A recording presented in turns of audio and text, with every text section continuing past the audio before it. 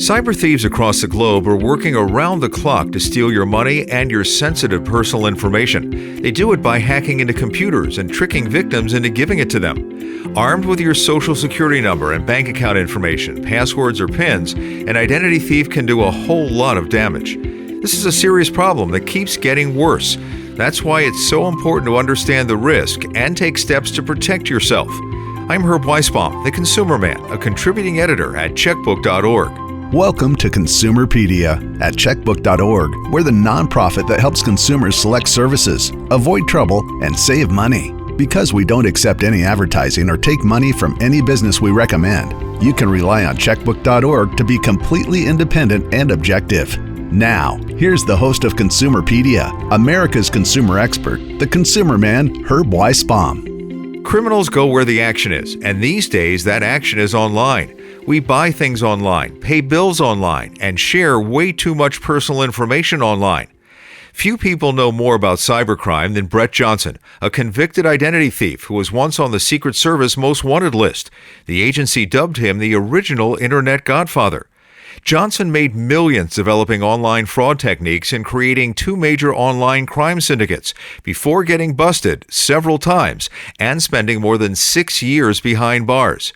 Johnson is now a free man, happily married, and living in Alabama. He runs a cybersecurity consulting company called Anglerfish Security. I've known Brett for many years and always found him to be a straight shooter, and I'm delighted he's agreed to join us on this episode of Consumerpedia. Hey there, Brett, or should I say, hi, y'all. Hi, y'all's fine, but hey there's even better. It's a pleasure to be here, Herb. Thank you for bringing me on. So why don't you tell folks what your mental state was when you were being a crook? Did you care about the people you were ripping off? Did you care about the money you were stealing from little old ladies and life savings from old retired men? You know, I've got to be honest with you. I didn't. I mean, for me, it was all about justifying the crimes that I was committing. So my justifications, I would tell myself that, I'm doing it for my family, for my wife, for my stripper girlfriend, and that was the justifications. And I think what a lot of people don't understand is that a criminal has to really believe those justifications as well. I just can't say it and not mean it. I really believed that. So it was a really long trip for me to come to the understanding that, hey, you're a bad guy, Brett. You're not a good guy. You've not really done anything good in your life. And, the end result is prison. Before you wound up behind bars, how much do you think you made? How much do you think you stole from people? Well, I didn't make anything. I stole money, and I right about $7 million. $7 million. Right. And when we talked a couple of years ago, you said my logic was I'm not stealing from people. I'm stealing from these big institutions that can afford it. Well, again, it's that justification of crime. If I can tell myself, well, I'm not hurting an individual, I'm hurting a financial institution or a retail store or a government, that makes it easier for me to commit that crime. That's the same thing with committing crime online. It provides that distance from the victim. It allows me to justify the crimes even more and say, hey, I'm not really hurting anyone. And that's exactly what I did. When you started, this was the infancy of the internet and computer technology was nowhere where it is today. How easy is it today for the cyber criminal to use technology to steal from us? It's easier. See, when we first started Shadow Crew, we're talking the late 90s, early 2000s, cybercrime as a service did not exist, which meant that for the cyber criminals back then, we had to understand all these different dynamics of how to commit online crime. Today, it's different. Today, the cybercrime platform is so refined, it's so efficient and so huge that someone doesn't really need to know anything at all about how to commit one of these crimes. He or she can go on the dark web or go on one of these Telegram channels or something like that. They can buy a tutorial. They can take a live class that's instructed by a master fraudster, and they'll walk you through step by step how to commit one specific type of crime. That's the way cybercrime operates today. You don't have to know how to commit the crimes. You're given walkthroughs on how to do it. So it's actually much easier today than it was when I was committing crime. And let's be honest, a lot of people make it so easy for the bad guys to hack their accounts by using horrible passwords. 123456, ABC123, let me in, or even password. And even those who take the time to create a strong password tend to use it over and over and over again on all of their accounts, which makes all of those accounts vulnerable if one gets hacked. The statistic right now is that 80% of every single person on the planet uses the same password and login across multiple websites. 80%. So if I know that as a criminal, it's very easy for me to launch some sort of phishing campaign to start getting your credentials. And then you use it all across the board. Exactly. So think of it like this. If I send out a phishing email that looks like it comes from Bank of America, your level of awareness may be high enough that you say to yourself, that's a phishing email. No way I'm going to trust that. I'm not going to click on those links because that's your financial account. But if I send out a phishing email that looks like it comes from one of your streaming services, say Hulu or something like that, is your level of awareness going to be as high? No, it's not. You're going to sit there and say, Hulu. But because 80% of every single person uses the same password and login, you fall for that email. On a criminal side, it's an automated program. You plug in those credentials. As you go to sleep, the program tries to log into tens of thousands of different websites as you sleep. You wake up the next morning, you've got your tax records, your credit reports, your credit cards, your bank account login, you've got your Hulu account, everything else across the board. That's one of the major problems. People really don't practice good password security. So you're not up against some teenager eating Fruit Loops sitting in his house in Bayonne, New Jersey. You're up against complicated, sophisticated algorithms that can run, millions of password combinations every minute or so. Absolutely. So someone gets your credentials. All right. So it's a numbers game all the way across. So they send out 2 million emails. They may have 20,000 people respond out of those 2 million emails, and they get the credentials of those 20,000 people. Now, they don't manually input those credentials into Bank of America and Chase and all these other financial institutions. No, it's an automated program. They simply load up the credentials. They go off and do whatever they're going to do. Meanwhile, that program is scouring the internet, trying to enter in those credentials into every single website it possibly can. And it comes back with a list saying, hey, this is what you've got access to. That's the way cybercrime operates. It's very efficient. It's very fast. To be victimized, it's a certainty that we will all be hit at one point in time. If we've not yet, it's simply because the criminals have not gotten to us yet. And we're going to talk more about that, but I want to dig a little deeper into the dark web because most of us don't go there. This is a part of a web accessible with certain browsers where criminals buy and sell stolen information, everything from credit card numbers to driver's license information. This is like just a gigantic online bazaar where you can get whatever you want to commit your crime? That's an interesting question. So the dark web was built by the United States Navy. Now, the reason it was built, the Tor browser, we're going to say the Tor browser. The reason it was built is the Navy wanted intelligence operatives to be able to communicate with each other without being identified by other countries. Okay, that's the primary reason it was built.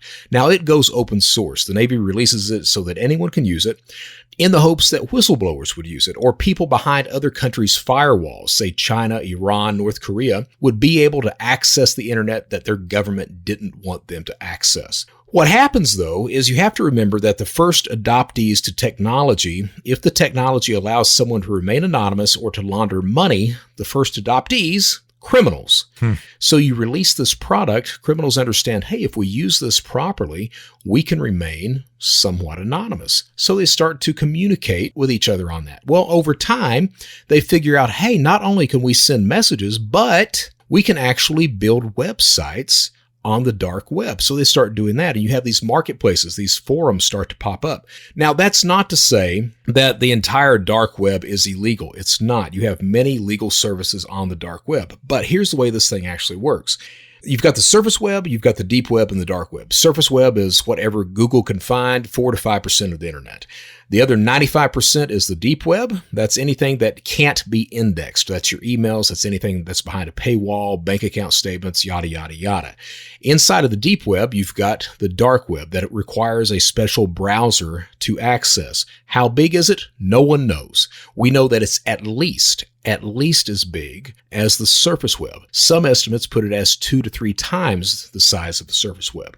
Now, a criminal goes to the dark web in order to buy products, so buy your PII, buy your credit cards, buy your bank accounts, or to network with other criminals, to learn from them or to team up with them to commit a crime. That's where they go to the dark web to do those specific type of things. Then they travel back to the surface web to commit the crime that they're going to commit. So you buy the credit card information on the dark web, you go back up to the surface web and try to use the stolen credit card information at Amazon or Apple or something like that. So that's typically the way these crimes happen. And this stolen information doesn't cost very much, does it? No, I can buy credit card information. So I can buy your credit card for about $12. I can buy your bank account login for under $40. Your social security number and date of birth right now will run me $6.70.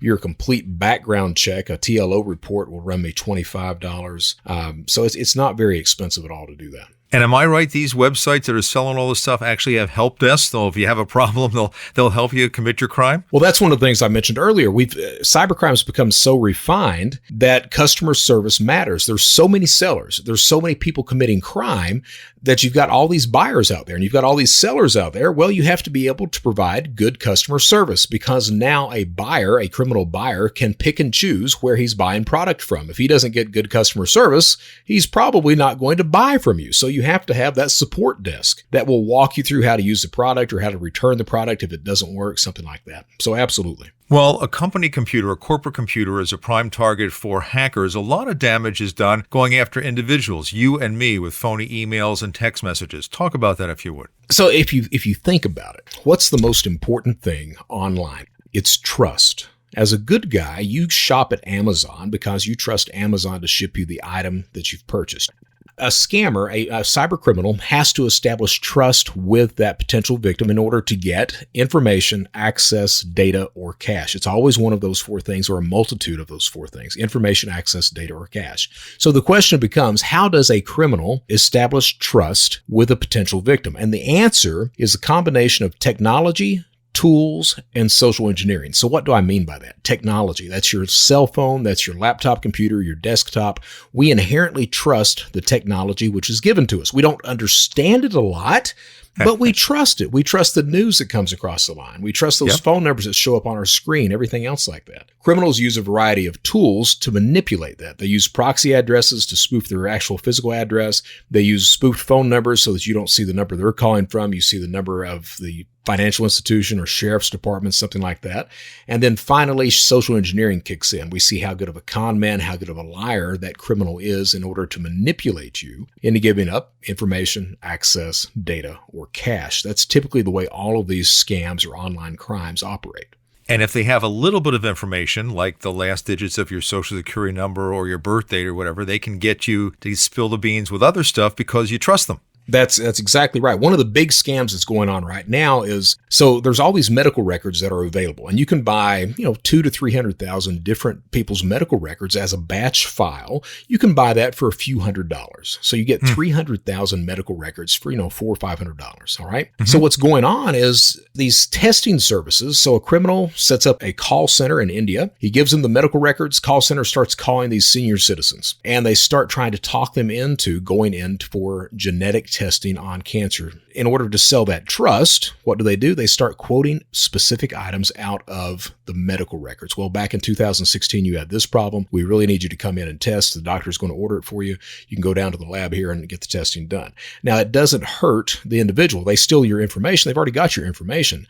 But what happens is Medicare is paying for these needless tests somewhere between $6,000 to $25,000 per test. And at the end of the day, we all end up paying for that. So it's really, like you said, when you think about people's information, that's just another tool that criminals use in order to commit crime. And speaking of tools, let's not forget the phone is still the number one way scammers steal money and personal information, whether it starts with a robocall or a live human being, for the tech support scam, for the Medicare scam, for your account is being shut down, for the car warranty that you don't need to renew. The phone is still a great tool, one-on-one, for a con artist to con you. It is the best tool. The best. If you can actually get someone on the phone and you're a good social engineer, the idea is to get that person to not act rationally. You want them to give a knee-jerk reaction, to react emotionally to whatever you're saying, and get them to give you the cash or your data, your information, access to computer, any number of things like that. So the phone is the best tool to commit crime.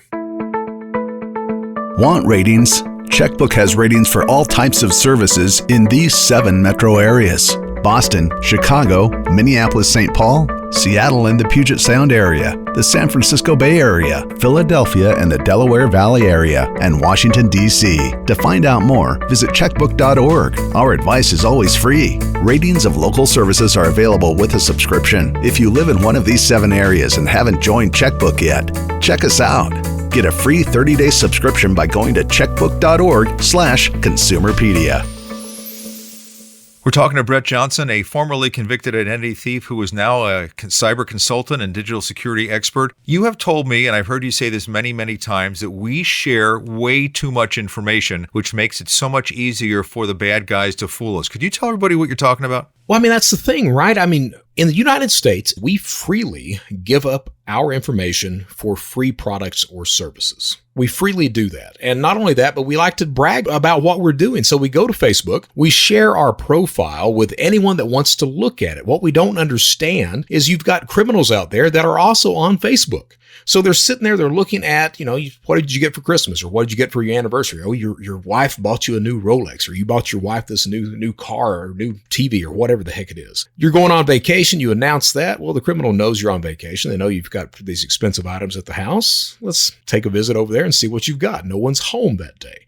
It gets worse than that. It's not just financial cybercrime. You've got a lot of these criminals because parents are very proud of their kids. They share those profiles publicly. You've got these criminals that take these pictures of the kids and they do these deep fake videos engaging in predator type activity. I won't go into what that is, but you've got those types of problems as well. It gets worse than that. I mean, so last year, here's the interesting thing. There's a lot of people out there that tend to think that there's something that they can do to make sure that their information is not compromised. That's not the way to think about it. Your information has already been compromised. Just last year, we had 1,523 reported breaches, just reported. Of those 1,523 reported breaches, 57.6 billion records compromised just last year. And that's just on the criminal side. On the legal side, you've got Ben Verified, you've got Spokio, you've got Intellius, White Pages, you've got TLO, DelvePoint, you've got all these services that you can use to look up other people's information. So all the information is there, and you add in that mindset that we as Americans tend to have of, oh, well, it's nothing to give up some information in order to get a free service or a product. That becomes a problem because criminals are out there lurking. They know how to use the information. They know that you're free with it, and they will victimize you. Well, I know people who say, hey, we're having a great time in Hawaii, and you should put ... please break into my house. That's exactly it. They don't really appreciate. I mean, okay, I don't use Facebook. My wife does. The thing is those 5,000 friends are not your friends. They are connections online. Why do you have that many people on there? You're not going to go out and have lunch with them. You're not going to go to the movies with them, anything else like that. The problem with that many connections is you can bet that some of those connections are going to be nefarious. They're going to be people that are looking for information, that are harvesting accounts, profiles, anything else like that. Please, for the love of God, at least on your social media, make sure that the people that are able to look at your profiles are people that you actually know. You don't need all those likes, thumbs ups, and everything else like that. Just concentrate on people that you know, not getting numbers, because when you're trying to get numbers, when you're trying to fit into that algorithm on whatever social media platform that is, that's where criminals come in and they will take advantage. Consumerpedia Fast Facts. Since 2016, the FBI's Internet Crime Compliance Center has received more than 2.2 million complaints, with victims reporting losses of $13.3 billion. Email is clearly the weapon of choice for most cybercriminals. 94% of all malware is delivered by email via bad links and infected attachments. The largest breach in U.S. history was in 2013, when a hack exposed 3 billion records at Yahoo. So let's talk about protecting ourselves, fighting back. As you know, billions and billions of files have been breached in the last few years. And because of that, everyone listening should assume that your personal information has already been compromised. Your information, my information, Brett's information, everybody's. And we need to take proactive steps to fight back. So Brett, let's go through a few of the things that I know you suggest people do. Number one is get your credit reports from the 3 major credit bureaus. Right. Be aware of your own security. Right? I mean, you need to pull your credit reports of all 3 bureaus because sometimes it doesn't report on all 3 credit reports. So Experian, Equifax, TransUnion, pull the credit reports, go through the credit reports. Are all those charges, are all those entries correct? Are the addresses that are listed correct? Is there anything suspicious? If there is, you might have a problem. So be aware of your security. It's all about, if people would just be more aware of things, you really wouldn't have a lot of the problems that you have. You see, criminals walk into that gap when we're not mindful. But if we're mindful of things, if we're paying attention, it becomes very difficult for a criminal to come in and commit crime against you. Tip number 2, while you're on those credit bureau websites, Experian, Equifax, and TransUnion, freeze your credit files and freeze your children's credit files. So September 18th, 2018, credit freezes became free. you need to make sure that you freeze the credit with all 3 credit bureaus. So you have to contact all 3 credit bureaus. You freeze the credit of every single person in the house, including children, because children are the number 1 victims of identity theft. 25%, 1 in 4 will be a victim. The credit freezes are free. They work great on new accounts, which means that they will protect your kids and they will protect you from a criminal pulling your credit report and setting up new credit accounts in your name. It's basically the only proactive thing you can do to stop one kind of fraud, identity theft, which is someone trying to open new financial accounts in your name. It stops new account fraud dead in its tracks. Absolutely it does. And it's free. You can unlock it and lock it quickly. So if you have to go buy a car or apply for a credit card or something, it's not like it was in the past. It's really simple and easy and so important for everyone listening to do. It is really, of the trifecta, it's one of the most important things that you can possibly do. If you're not doing that, I promise you, at some point, a criminal will come in and steal your kids' identities, or they'll use your information to start setting up new credit cards or accounts elsewhere. And number 3 of that security trifecta is monitoring your accounts and putting, where possible, alerts on your accounts so you know in real time what's actually going on with all of them. So what I said was, with credit freezes, it stops new account fraud. That works great with kids. The problem is that as adults, we have existing accounts. So we've got credit cards, we've got bank accounts, yada, yada, yada.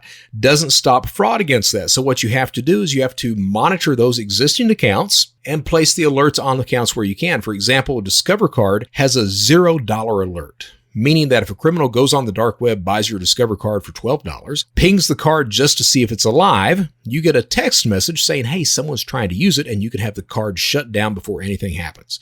So freeze credit, monitor accounts, place alerts. You go to your bank and your credit card company. They have all kinds of alerts. I can tell if there was a foreign transaction on my card, which I know I never would do. If someone pulled money out of a cash machine, I would know when I did that kind of thing. If it's used without me being present, an online purchase, and you get them like instantaneously on your email or your text or both, and it just lets you know in real time you could be in trouble. And as you've always said, the quicker you deal with a problem, the easier it's going to be to solve. Absolutely. Criminals always operate in that space of time when you're not reacting. So what about spending money, I don't know, maybe $30 a month or something like that to have a company monitor your credit file? They have great ads. They tell you they're going to do all this kind of stuff. They talk about the $1 million guarantee, which I don't think they've ever spent $1 million on anybody, because most of the problem is dealing with putting your life back together. If they steal money from your credit card company, they eat it. The bank eats it. But what are your thoughts about getting credit monitoring and paying for that service? I'm really not for paying for a lot of services. I'm really not. There are free services out there that will help you. There's Mint. There's a few other services that are free that you should try. Now, I say that because what typically happens is, I say freeze your credit, pull your credit reports, monitor accounts, place alerts. I say that, and people will start out doing that, and they'll be very diligent. They'll do it all on time, everything else like that. But over a few months, they start to get a little lazy. It doesn't become as important to them. That creates that gap that I spoke of. When there's a gap in your defense, that's when a criminal comes in and victimizes you. So if you're taking, instead of pulling the credit report every month, you wait every 6 weeks or every 2 months, well, that gives a criminal another 2 weeks or a month to commit crime against you. So these services, they never get tired. That's the thing. They always are diligent. They're always on the ball about that. I do not think that you need to pay a service to do this for you. I think there are free examples out there that you can use. I advise everyone to try those out, see if they work well. If not, maybe consider going the other route. But if you will be to pay for a service, and again, I don't really support that, but if you will be, please pick a service that has not been hit with a lot of class action lawsuits. That would be my advice. And what bothers me is some of the advertising. Some of these companies indicate that they can now find information that has been stolen on the dark web and then remove it. Nobody can remove information, and they're not going to find most stuff on the dark web because it's behind walls. But even if they found it, they could not remove it. Everybody needs to understand that. Yeah, you're not going to remove that. I mean, criminals put it up. What are you going to do? You're going to contact the guy that's selling your information and you're going to say, hey, would you please take it down? No.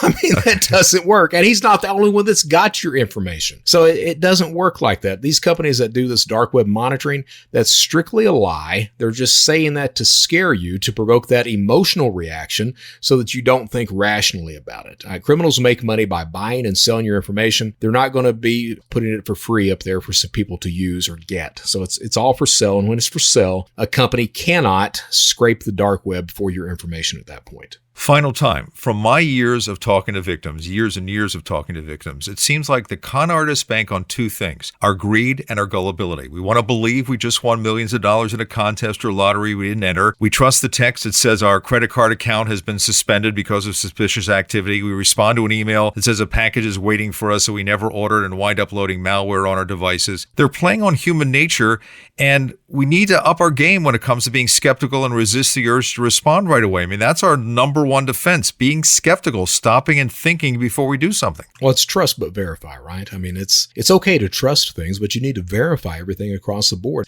You know, there's that old saying that if it looks too good to be true, it probably is. And we as human beings, you know, we're hopeful. We want to trust people. You know, we see this advertisement for a camera that's, you know, selling at 80% of retail or something like that. We believe that. We want to believe that because we don't really like to think the worst of people. We don't really want to think that, oh, there are criminals out there trying to victimize us. But there are. And I don't want people to live their lives scared online or in the real world. I want you to be happy and be trustful of people, but I want you to be able to take that and understand that trust is not given, it's earned. So trust, but verify.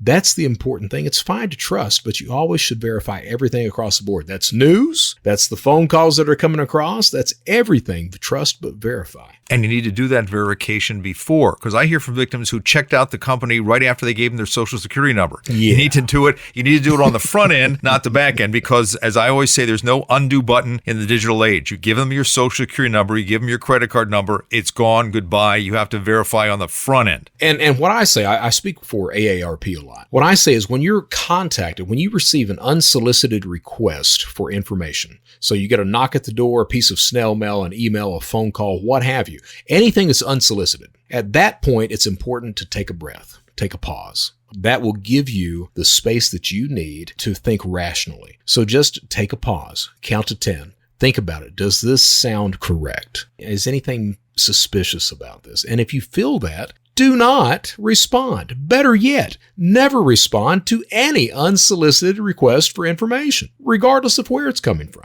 Good advice. Anything else you want to share before we let you go? That's it. Just everybody out there, stay safe. I mean, we've got, because of the pandemic and everything like that, we've had a lot of criminal activity, and criminals are very brazen these days. It's important to just be aware of your environment.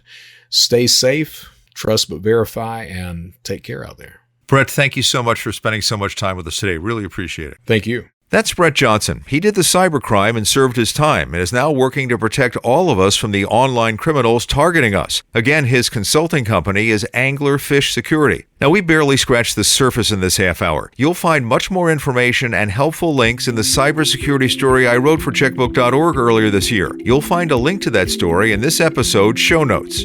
Well, that's this edition of Consumerpedia. Thank you so much for listening. Make sure you rate, review, and subscribe to us on Apple or Google Podcasts, Spotify, Stitcher, or wherever you listen to your podcasts. Remember, we release new episodes every other Thursday. Another way you can support the show is to follow Consumerpedia on Facebook and Instagram, and at My Consumerpedia on Twitter. I'm Herb Weisbaum, checkbook.org. Consumerpedia is a public service of checkbook.org. We're a unique nonprofit that empowers you, the consumer, to save money and make smarter choices. From auto repair shops to doctors, plumbers to vets, you can count on checkbook.org to help you find the best services and avoid the worst. Local ratings are unbiased and accurate. If you live in or around these 7 cities and haven't joined Checkbook yet, check us out. Boston, Chicago, Philadelphia, Seattle, San Francisco, Minneapolis, St. Paul, and Washington, D.C. To get your free 30-day subscription, go to checkbook.org/Consumerpedia. Consumerpedia, empowering consumers to save money and make smarter choices.